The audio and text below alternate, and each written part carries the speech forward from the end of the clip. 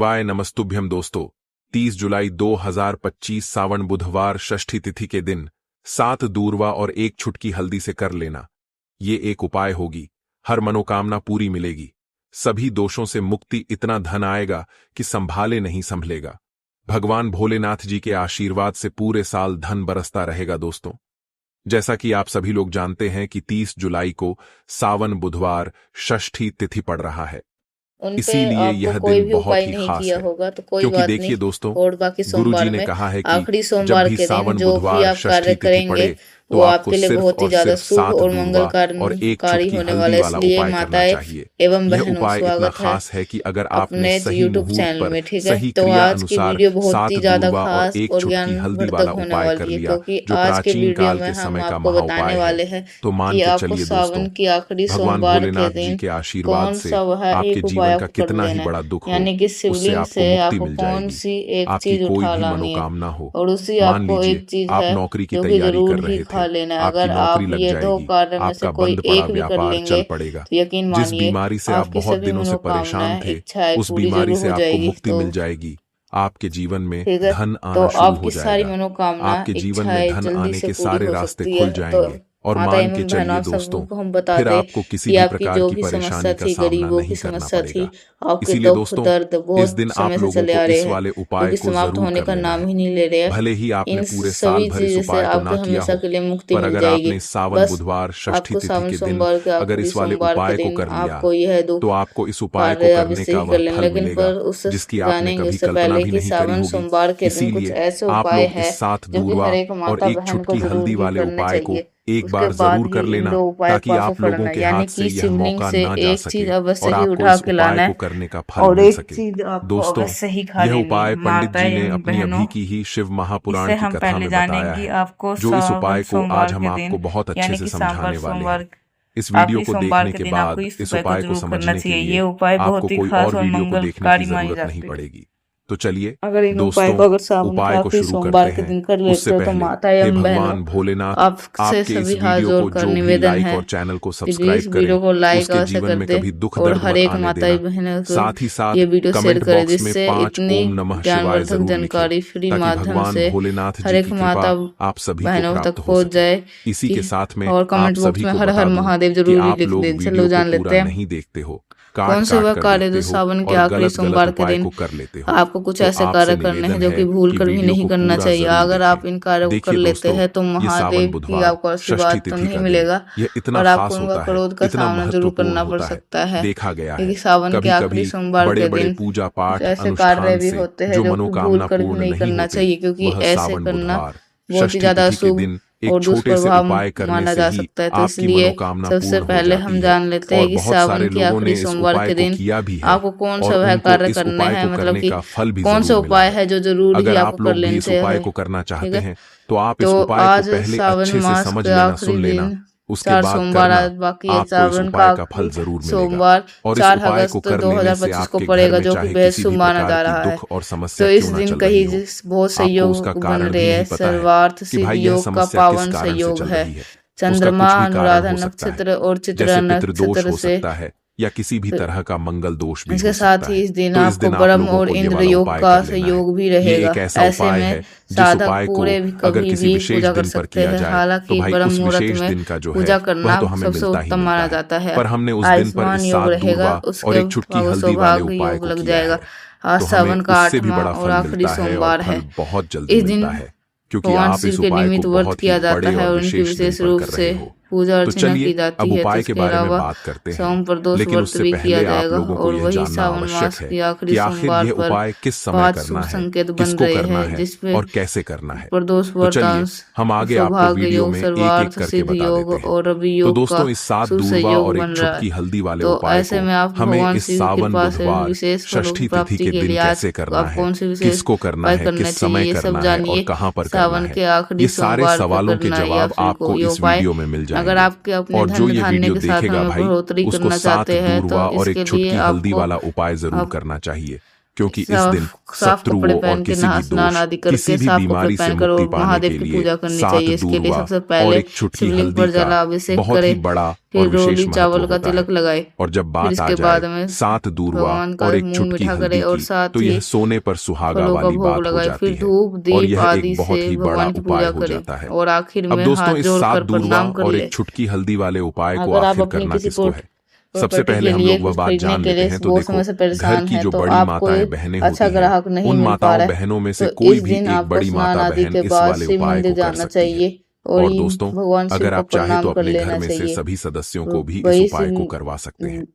गंगा अगर जल किसी व्यक्ति की खुद की अर्पित कोई करना चाहिए। मनोकामना है, अगर खुद जीवन की के कोई हर दुख और क्षेत्र पे परेशानी विजय है प्राप्त जो करना कि वह चाहते हैं, अपने लिए तो ही इसके करना लिए चाहता आपको है, इस दिन इस वाले बेलपत्रों की उपाय को माला तो बनाकर वह खुद अपने शिवलिंग लिए पर भी कर चढ़ा देना सकता है। चाहिए। साथ बाकी ही अगर साथ कोई घर शिवलिंग में पर से जल ऐसा है अभिषेक जो भी कि कर अपने लेना चाहिए। पूरे घर अगर आप परिवार अपने की जीवन सुख में और शांति संतान के धन का लिए सुख यह पाना वाला चाहते उपाय हैं, करना तो चाहता है, इसके लिए तो भाई आपको वह इस भी कर दिन सकता है। सफेद फूलों की उसमें भी कोई दिक्कत वाली बात नहीं है। कहने का सांबली मतलब लेकर यह है आपको कि इस उपाय शिवलिंग को पे अर्पित हर एक कर देना चाहिए। सदस्य भी कर भगवान सकता को है गोले के और पूरे घर मिठाइयों का परिवार भोग के लगाना सदस्य चाहिए। के अगर लिए आपके घर की बड़ी किसी माताओं बहनों में बिजनेस से के लिए कोई परेशान एक है, माता बहन भी लाख कर कोशिश सकती है। करने के बाद भी माताएं बिजनेस का बहनें कोई अगर हो घर नहीं में पा रहा उपस्थित है, ना हो तो या इस वह यह दिन वाला आपको उपाय ना चंदन कर की पा गंध रही हो, वाली तो धूप फिर घर बत्ती का कोई शिव जी बड़ा पे सदस्य भी आपको इस 7 जलानी दूर्वा चाहिए। और अगर एक आप चुटकी अपने हल्दी जीवन में वाले उपाय खुशियों को का कर सकता है, अंबार चाहे फिर लगाना वह चाहते पुरुष हैं, ही अपने क्यों ना जीवन को हो। खुशहाल उसमें देखना कोई चाहते भी हैं, दिक्कत वाली बात तो नहीं इस है। दिन आपको अब दोस्तों, 7 दूर्वा और भगवान एक शिव चुटकी हल्दी के वाले उपाय विशेष को रूप हमें से करना पूजा कहाँ करनी पर है? चाहिए देखो, और इस हर उपाय मूंग को हमें चढ़ानी मंदिर चाहिए। में ही तो करना चलिए है। अब जान बहुत लेते सारे हैं लोग कि प्रश्न करते सावन हैं, के आखिरी हर सोमवार एक के उपाय दिन को करते हम समय कौन से क्या हम कार्य इस है उपाय जो को अब घर आपको पर भूल या कर भी मंदिर नहीं में कर करना सकते चाहिए, हैं? क्योंकि देखो, तो इस महादेव वाले इससे उपाय को क्रोधित आप हो मंदिर जाते पर हैं। करोगे चलिए तो अच्छा रहेगा, चलो घर जान में नहीं लेते हैं करना है इस वाले उपाय को। सावन के उसके महीने बाद की में दोस्तों, जो सोमवार अगला प्रश्न को निकल आखिरी कर ऐसे आता कौन सा है कार्य वह है जो यह आपको आता है भूल इस कर भी उपाय नहीं को करना लेकर चाहिए, कि आखिर इस क्योंकि उपाय यह को हमें बहुत ही किस ज्यादा समय शुभ करना है, प्रभाव सुबह के आपको पड़ता समय है। करना है तो कि आप सभी को शाम हम के बता समय दें करना कि है? अगर तो आप इन देखो, इस बातों वाले का पालन उपाय को नहीं आप लोग करते हैं, सुबह के तो समय भी आपका कर सकते जीवन हो नर्क और से भी शाम के बेहतर समय हो प्रदोष जाएगा। काल में भी कर सकते इसलिए हो। आपको अब अगर इसका आप वीडियो पूछो कि आपको भाई अवश्य ही साहब पूरा सबसे देखना, उत्तम समय क्योंकि कौन सा सावन का रहेगा जो इस 7 आखिरी दूर्वा सोमवार है और एक जो चुटकी वो हल्दी बहुत वाले ज्यादा उपाय को करने का?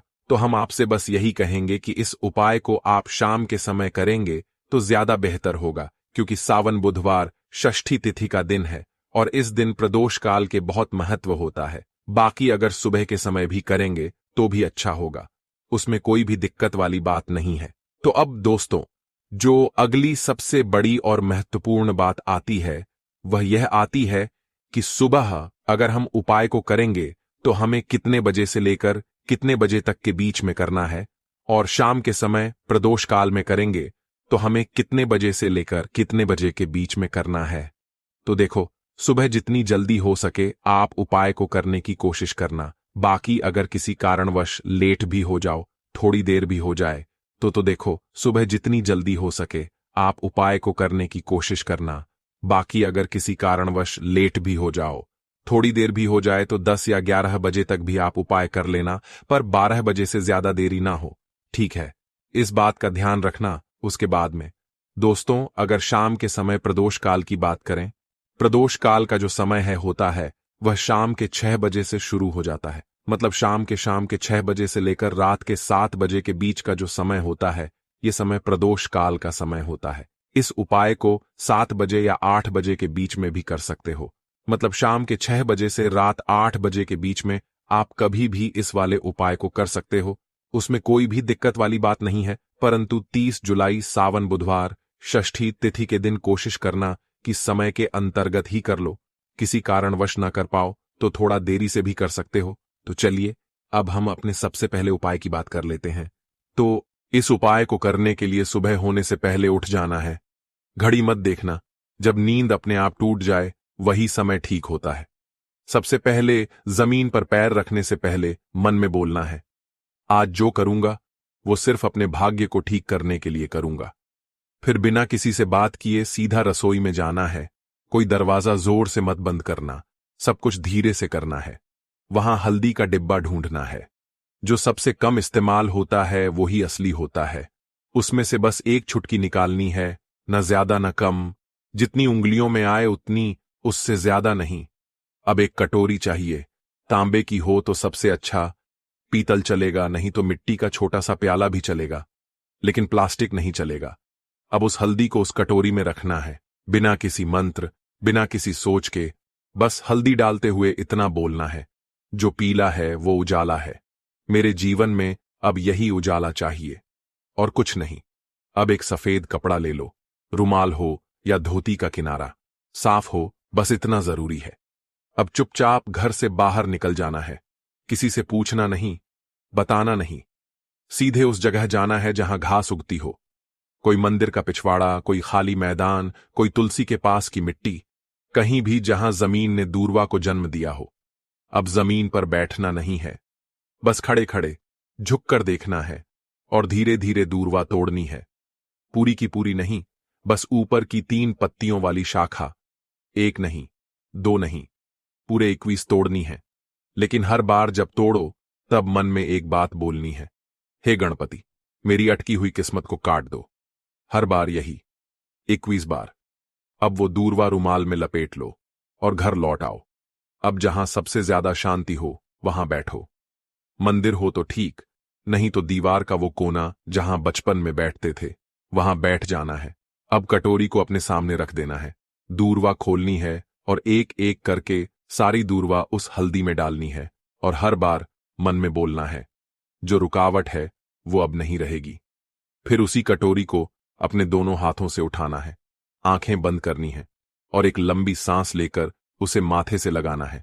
फिर बिना कुछ बोले, बिना कुछ मांगे, बस 5 मिनट तक मौन बैठना है। वो मौन ही सबसे बड़ी प्रार्थना है। अब उसी कटोरी में थोड़ा सा शुद्ध जल डालना है। अगर गंगा जल हो तो बहुत अच्छा, नहीं है तो भी चलेगा। पानी से हल्दी और दूर्वा भीग जाए, बस उतना। अब कटोरी को सिर के ऊपर से 3 बार घुमाना है, पहले दाएं से, फिर बाएं से, फिर एक बार और दाएं से, जैसे कोई अंधेरे का घेरा काट रहा हो।